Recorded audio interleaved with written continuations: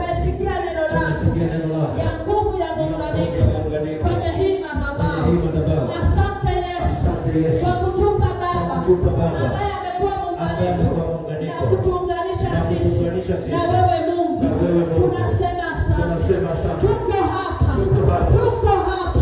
Tunakwenda kinyume na kila roho za madhabahu ambazo tumeunganishwa, madhabahu za giza.